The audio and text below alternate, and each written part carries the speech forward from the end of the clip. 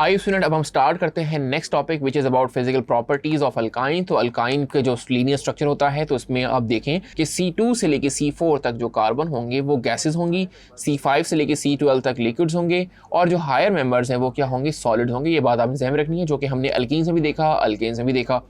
फिर स्टूडेंट, जितने भी अल्काइन आपके हाइड्रोकार्बन्स होते हैं वो नॉन पोलर होते हैं, वाटर में इनसॉल्युबल होते हैं, और पोलर सॉल्युबल होते हैं पोलर सॉल्वेंट में। तो ये बातें भी हम पढ़ के आए हैं, अल्काइन में भी सेम वही रहेगा।